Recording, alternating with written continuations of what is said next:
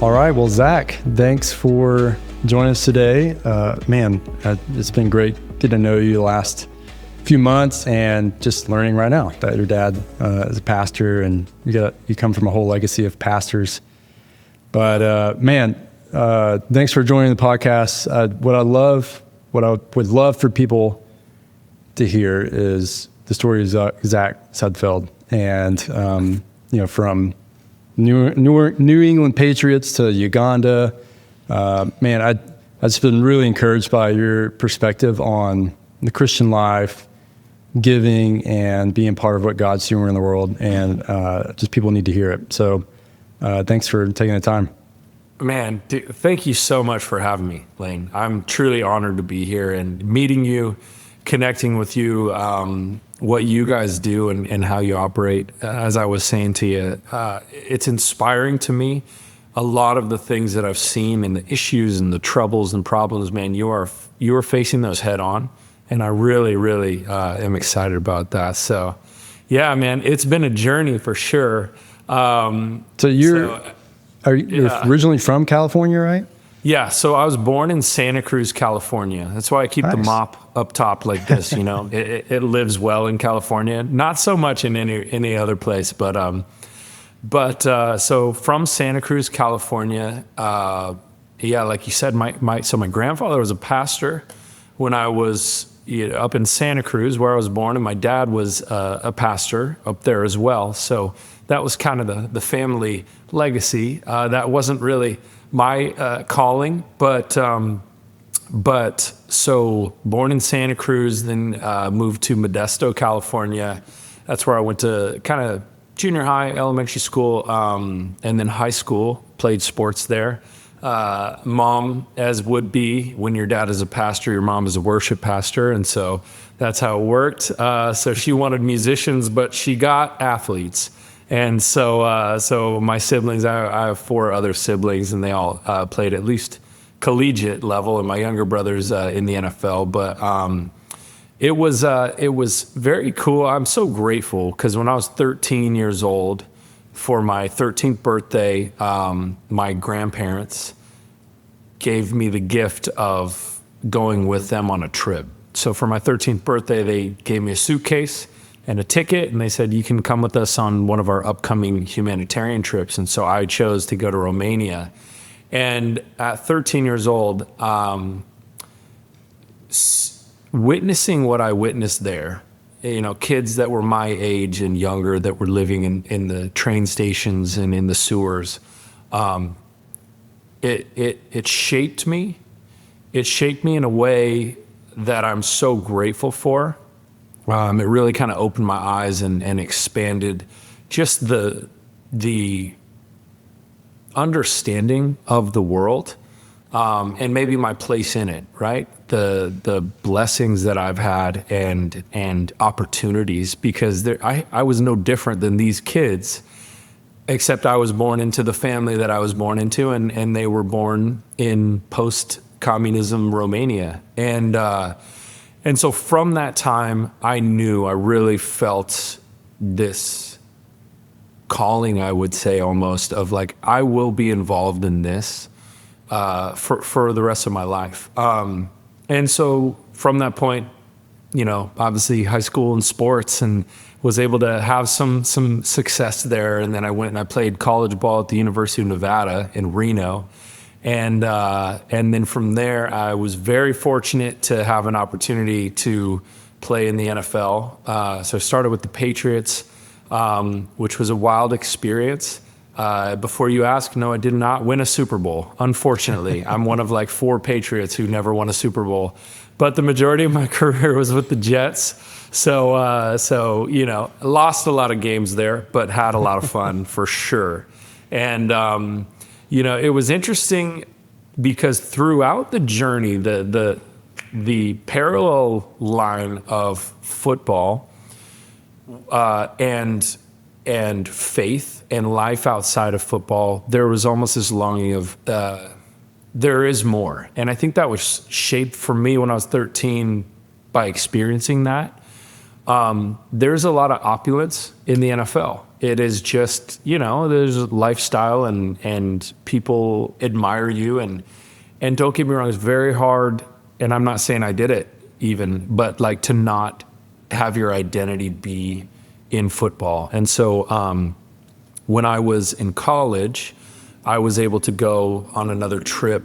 I went on several trips while I was growing up too, after that Romania trip, at fundraise and save up and go. But in college, I was able to go with my grandfather to Myanmar, formerly Burma. And that experience was wild. What were you guys doing there? Well, so we were meeting with the parliament, prime minister.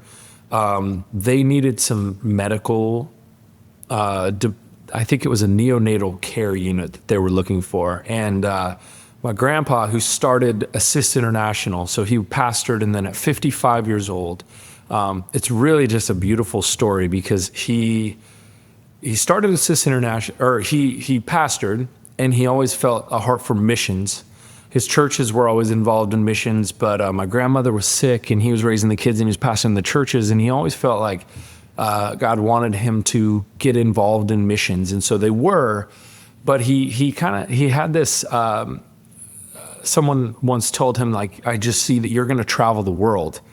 And he's 55 years old, and he traveled a little bit on a trip here or there. And at 55, he just felt this stirring. And so he resigned from being the senior pastor, and he started Assist International. And he didn't know what he was doing to save anything. And through the journey, Mother Teresa, her people in Calcutta reached out and said, hey, we need some medical equipment. And do you know anyone who could do it? He said, I'll do it. And he didn't know what they needed or how to do it or what. And yet he just said yes. There's something to just saying yes and just going, and you figure it out. And from that, he's a million miler on United. He's 85 now, and unfortunately his health has declined quite a bit. But over the next 30 years, he traveled the world 10 times over, him and my grandmother together, and they have started orphanages and homes and come alongside of people and projects. And so for me to witness that as a kid, my grandpa was Indiana Jones, man. He was traveling the world, doing all these crazy things. And he said, that's what I want to do. So bringing it back, as I played in football, one of the things, particularly once I got to the NFL, the lifestyle was something I wasn't equipped to handle. It was, the opulence of it and the access and all of the things. And I just felt this sense like I need some grounding here. I need to get grounded. And so I called up my brother, my twin brother, who was working for the humanitarian organization, Assist International at the time. And I said, hey man, I really want to go to Africa. And he was like, well, let's go. So my rookie year ends, and me and my twin brother get on a flight, and we go to Africa we were doing agricultural water pumps that a plumber from the Bay Area had developed these pumps that basically farmers could cycle their bicycles and pump water at extended distances to water their crops.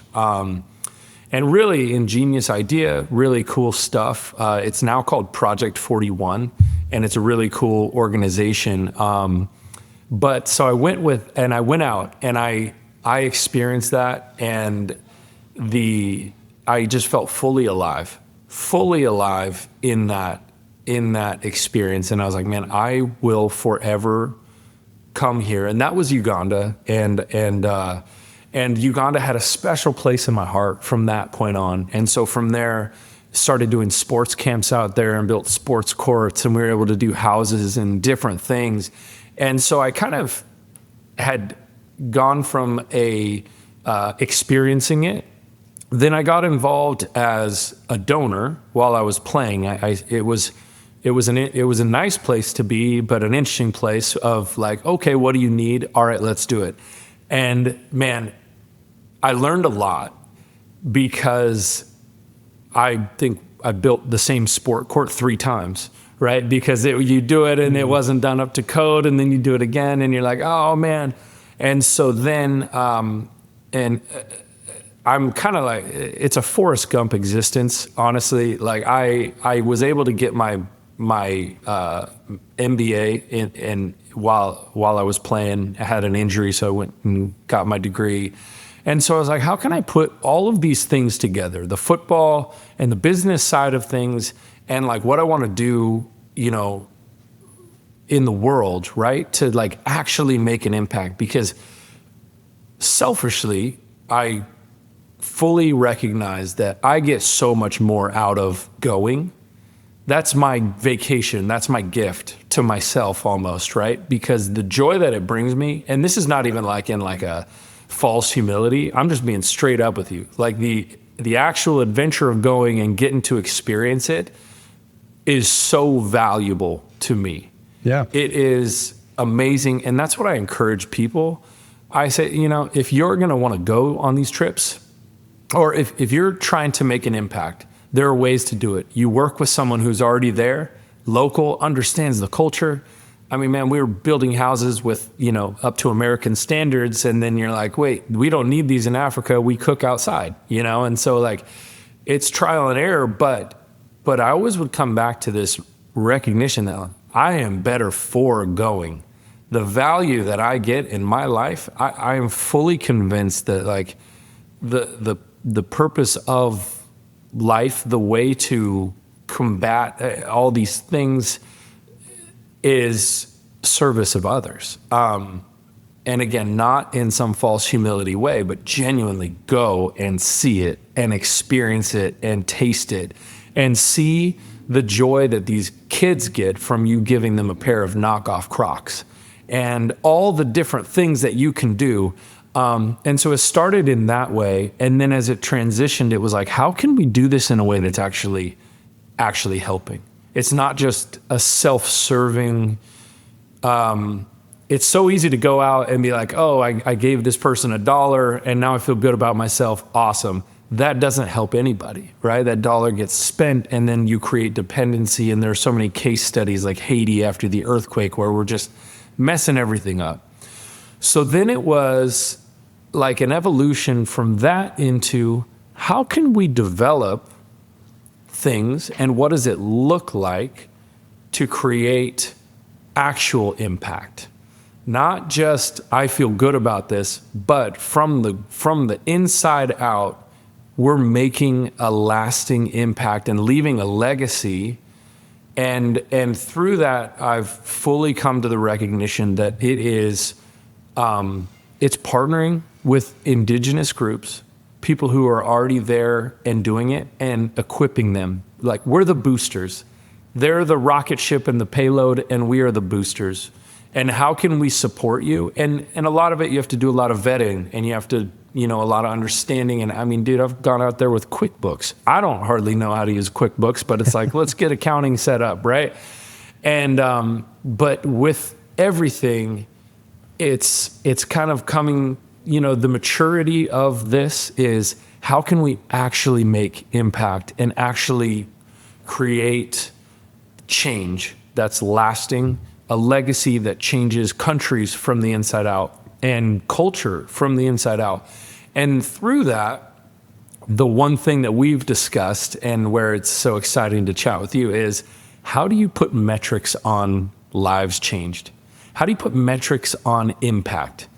In the business world, in venture, in whatever it is that we do, metrics there's everything, right? There, you can grade it out. You can see, all right, this is the result. There's cause and effect, and you can reassess.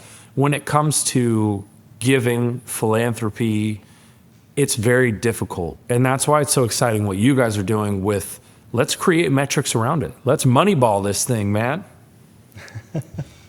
Yeah, we're trying. And, but you're right. I mean, it takes, I would have never been here had I not gone on a mission trip as a kid, or had somebody influence me. I was 14, I think, when I read Radical by David Platt and it shook my world. And dude, so you're right, man. People, you got to go see it. You got to go taste it, smell Exactly. it, feel it, experience it. And it's for the majority of people who can't, how do we help them do that? Because you're right. I think once they do, they'll be on fire for it. And it's so true. I think that when people go and actually have that experiential knowledge of the sights and the smells and the sounds and the lack of sleep and the jet lag, it's everything. It's not just the good, it's the bad as well. But when you have that, what I've found when I've taken friends or teammates or people, they're partners for life in this work. And that's what's so cool about it. And so I kind of almost look at it as two separate things. You're helping the people that are going, right? It's such a life-altering, perspective-shifting experience. You never leave the same as the person that you were.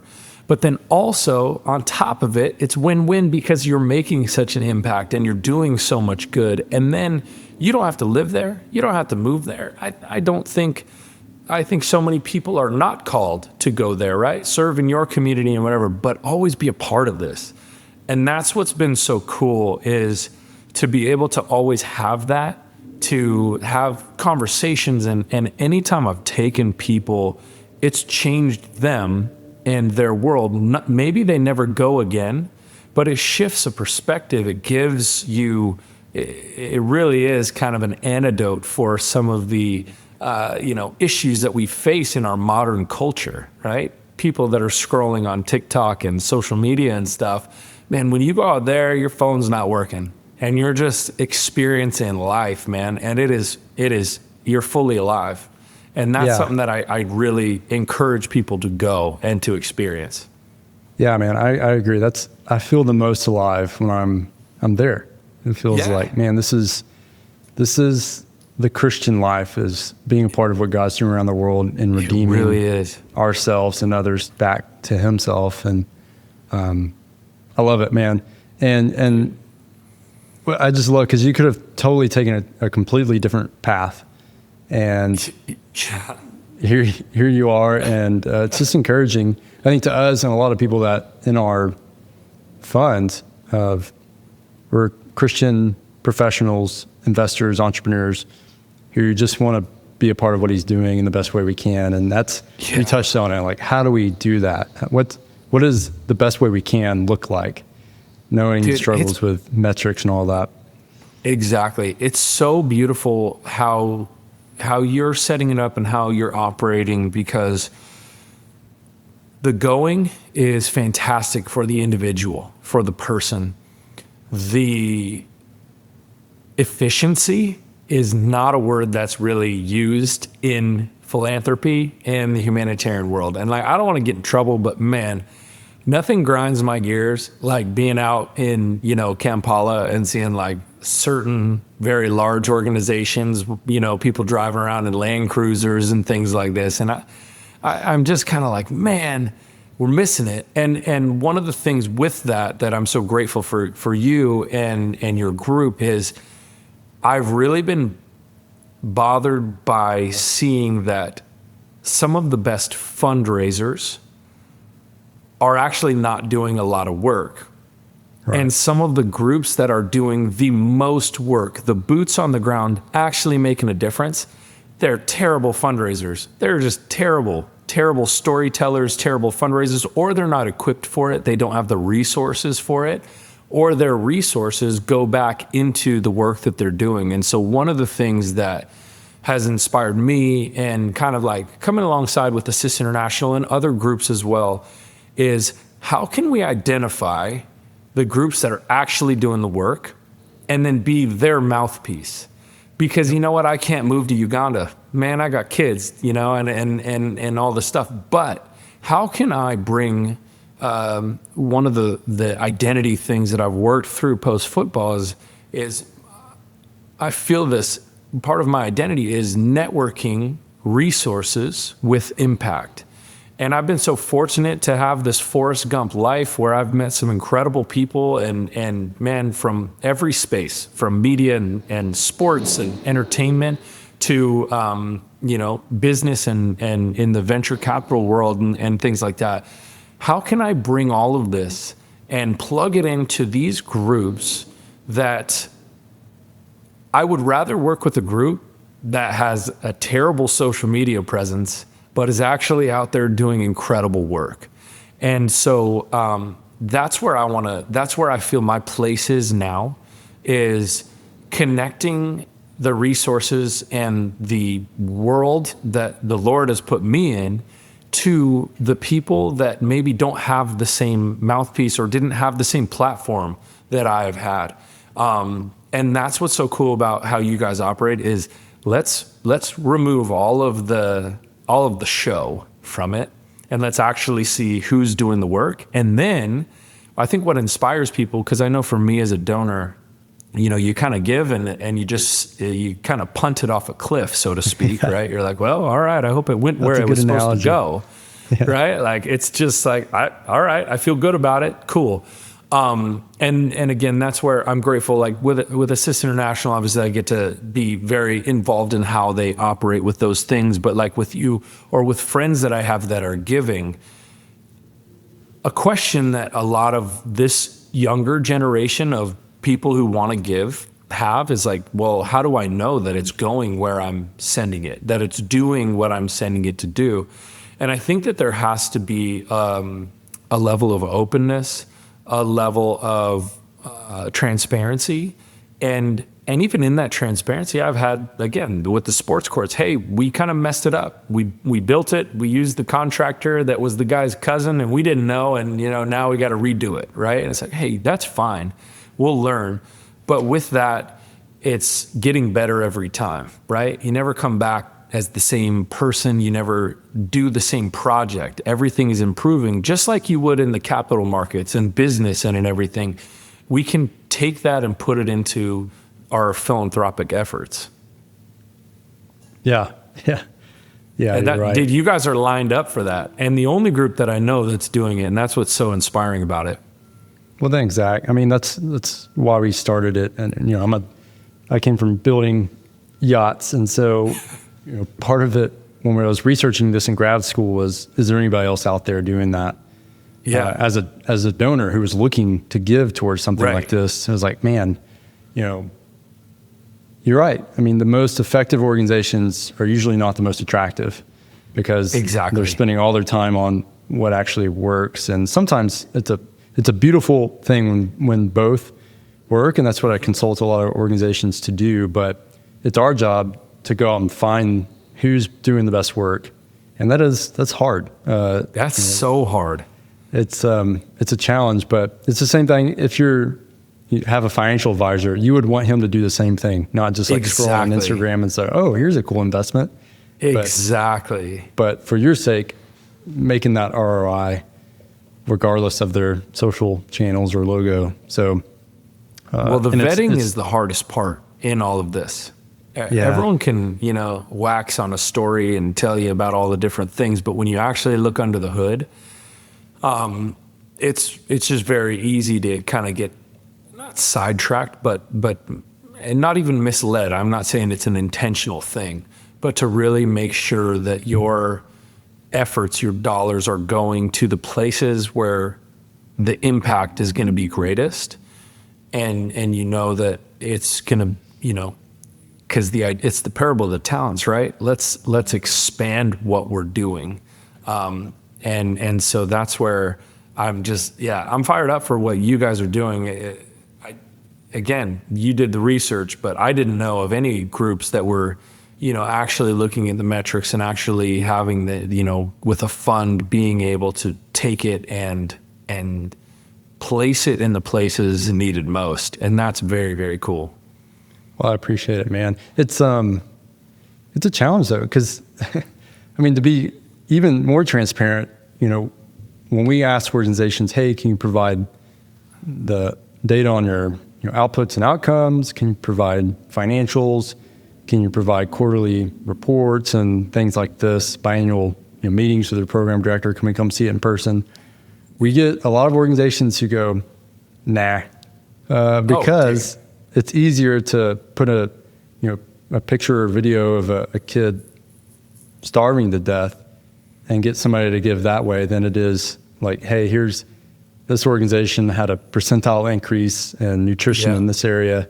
So it's a battle of. I can't imagine the battle that you're facing with that too, because it is true. It's been interesting. Again, I'm not gonna. I will never fault anyone for trying. I love the effort. I love it. My thing is maybe more like, let's be honest with ourselves and let's really look at it rather than just throw it out there. So I'm not trying to say this about anyone in particular, but it really is much easier to throw up a photo and tell a sad story and then request funds, donations, all the things. That works, but it's not a long-term solution, because eventually people will look into that, and it is hard to find groups that are willing to open their books. It's hard to work in other cultures where if I give you, X amount for this project, well, as you're driving down the road, something else pops up and you're like, well, I had to take it from this to go to that. And I'm like, oh, but like this was given for that. And so then I'm the middleman because I connected someone to this, and you're like, we gotta. So it's so involved, and it's painstaking work, right? The outside looking in, if people haven't really taken the deep dive in the, I guess, industry, you don't see all the nuance there. But what is important, I think, with all of it is staying the course, learning from your mistakes. It's a commitment. It's a commitment, not even to like a particular group or organization, but to a country, to a culture, and ultimately to people, to humanity. I think that God's called us to help others and to serve others, and it's such an amazing opportunity, but it takes commitment and failure and working on it and coming back to the same places and really I know Assist International has been in Africa for 30 years, I think 20 something years, and probably made every mistake you can make, right? Not out of any malicious intent, but, taking churches out with plumbers and electricians to build a house this way, right? And then all of a sudden you're like, wait, we're taking jobs away from the local people. Okay, so now let's take the group out. They get to experience it, but let's hire the local people. So we're stimulating the economy, and you're learning as you go, but it is a commitment, right? You don't just walk away because the founder needed a new tire and took money from, one fund into another. You're like, no, it's corrective. And it's probably, honestly, how the Father is with us, right? Like, that's the thing. And this is in no way to say that I have the answers or we have the answers and they don't. It's a collaboration, but it is a commitment. And that's what's been cool. And that's where I really feel, I love traveling all over the world, but my heart is really in Uganda. Some of the groups that we're working with is, I get to go out there in July, and I'm very excited. We're kind of doing a sustainable farm project to try and just help create jobs and food for the South Sudanese refugees. It's right on the border there, and doing that whole thing is so rewarding. And it's like raising my kids, because it's like, man, you are just, every once in a while you're running into a wall and you got to keep going and keep going. But that's where the fruit comes, is in the long-term commitment. It's not just one trip, one and done. It's like in a lifetime commitment to the things that you're doing. And so that's what's exciting about it, is that you have these opportunities to find where you're led, wherever captures your heart, and man, you can just dive in whatever that looks like with that group or culture or tribe, and it's a special thing. Yeah. Man, we need more Zachs in the world. But I'd love to hear more of what you're involved in, what you're doing. Before we do that, real quick, we advise. What I've learned is helping people give well in the most unreached and impoverished places have to start with their own, giving philosophy and giving strategy. And before we do that, I end up having to help people, even those in the wealth management space, on their own financial strategy. So I'd love to, if share as much or as little as you want, but love to hear your own, like how you put giving into your own financial strategy, and then your own giving strategy, and how you guys do that. Absolutely. And I'm an open book. I'm an open book. So obviously playing football, it's not like a typical, hey man, I got out of college and I got a job and then worked my way up sort of a thing. I found myself in a situation where I all of a sudden was getting paid to play a game that I had always paid to play. And so I was very fortunate to kind of sign up with a great financial advisor as I was kind of strategizing long term. And I'm a simple man. I still drive a 2004 Chevy Tahoe because it fits so well. And I'll probably drive it until literally the wheels fall off. I get made fun of a lot, but it's a sweet rig, man. Got a little patina on it these days, but it's a sweet rig. And so I knew for me that obviously with my experience and all of my experiences over life, I knew that I wanted to be able to give. That was a big thing. One thing that I've learned post football is, sustainable giving, right? Oftentimes, let's say someone's going to give to a project. Well, then that kind of turns into, well, next year, hey, we built the school, but now we need another $50K for the students. Otherwise, they're not going to be able to go. And so then it's almost like people have gotten on the hook for this, right? Like, oh man, well now I feel bad because I'm not trying to take these kids out of school that I built, but I also don't like that I just kind of got manipulated into giving $50,000 a year, right? This wasn't part of the deal. So for me, that I experienced some of that as we were going through, and now I'm really interested in trying to cultivate funds, endowments, sustainable in the giving, sustainable in the work, sustainable in the groups that we work with, right? I think aid is about as terrible of a concept as we can have with these things. And it's one of those things that is so close and it looks great on paper, but it is terrible because it creates dependency.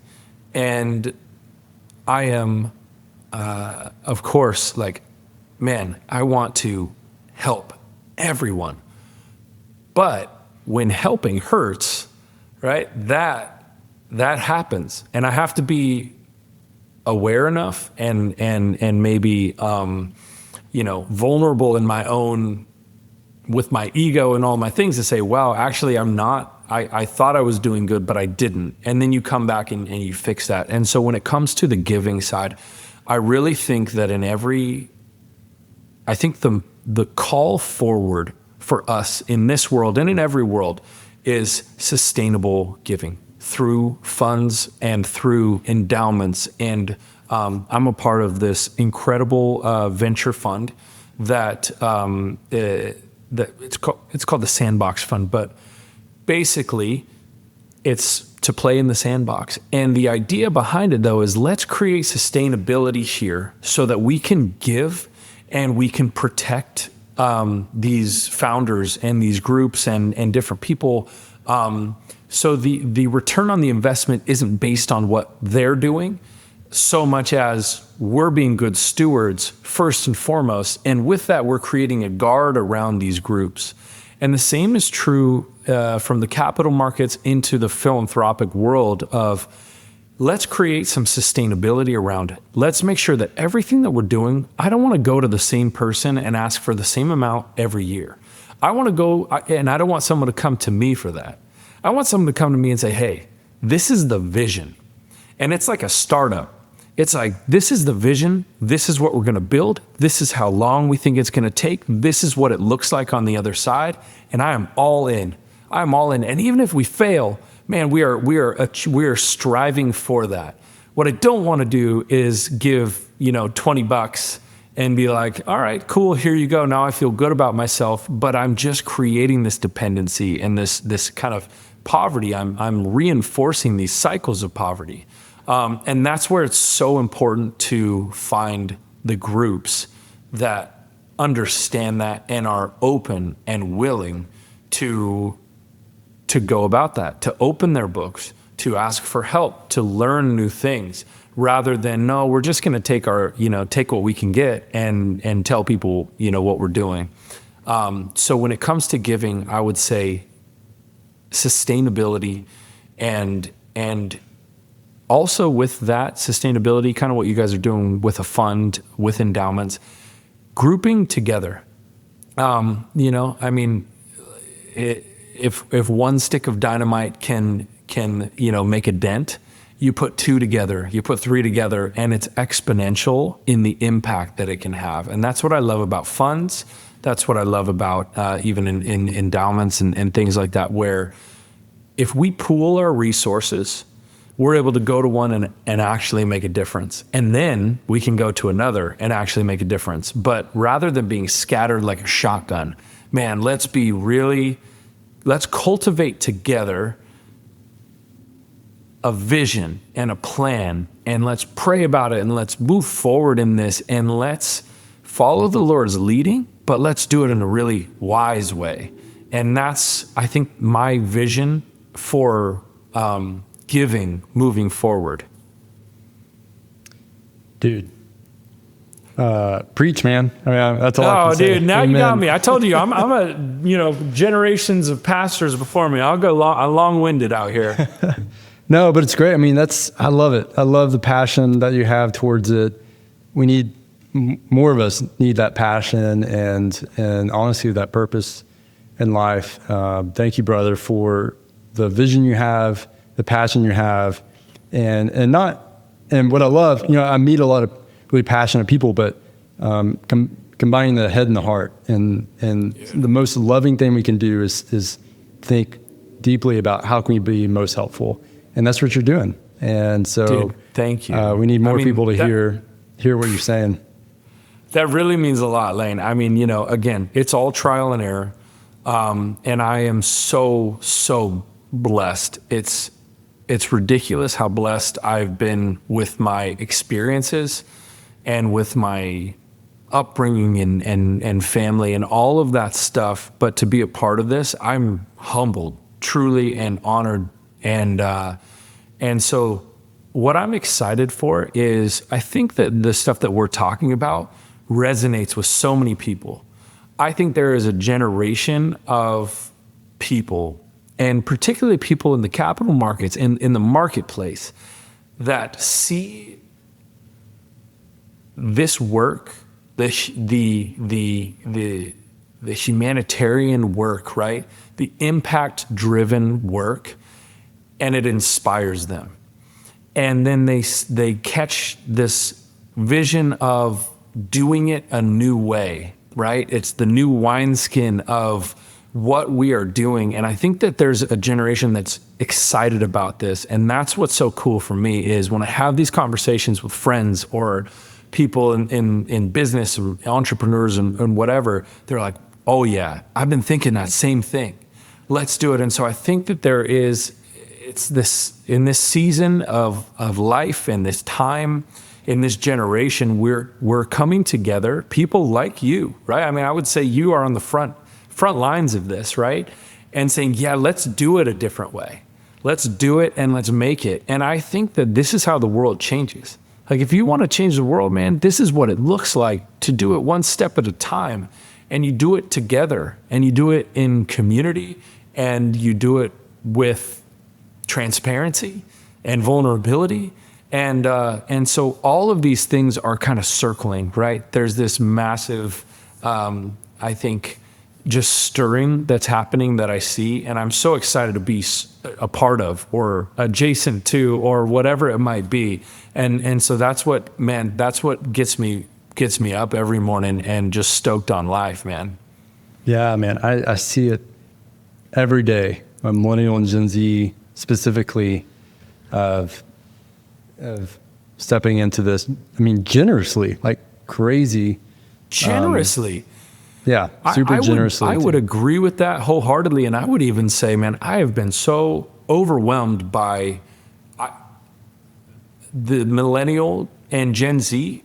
They don't have the most resources, but the heart to give and for impact is amazing. And these are people that are giving before they're even taking care of themselves a lot of times. And man, that inspires me so much. And I think through that leads change in all generations. I think other generations see that and come in and say, well, this looks great. I want to be a part of that. I want to be a part of your fun, Lane, like, because I want my money and my efforts and all of these things to go to impact. And so I think that this is how it happens. It's organic and it's grassroots. And you know what? It starts slow, but it scales big. And ultimately, we leave it in the hands of a loving Father and we surrender to him. We're like, Lord, man, you take it, you run with it, and we're just here and we're here for it. Yep. Yeah, man, I love it. Well, we are here for it. Zach, man, thanks for this conversation. Thanks for all of our conversations. I'm looking forward to many more to come. And yes, sir. Yeah, love what you're doing. If I can help in any way, let me know. Oh man, it's been so great getting to know you, Lane, and I'm so grateful to come on the podcast, man. Thank you for having me. Yeah, and let's get to Uganda together soon too. Bro, let's go, man. We just got to line up our trips, man. Yeah. I got food poisoning pretty bad the last trip I was there. Oh no, dude. Oh man. Yeah. I have been there. That's worse, a part of the tasting. The worst when you're on the flight back. If you're on the flight back and you got it, dude, I've been there. That happened to you? Bro, and your boy's big and the bathrooms on a plane are small. And I don't know, man. It's not for a podcast probably, but dude, oh man. That is the worst. Luckily, mine was the day before, but came back 9 pounds lighter. Oh, Lane, dude, that's tough. You're still just like coming back from that, man. Huh? Yeah, I haven't gained it all back yet, but I'm working on it. We work hard on that. Dude. We'll hit the weight room. I'll send you some creatine or something. We'll go bang some weights. Yeah. Well, Zach, thanks for your time, man. Thanks for your friendship. Let's keep doing this. Absolutely. Thanks for having me, Lane. All right, man. Talk to you soon.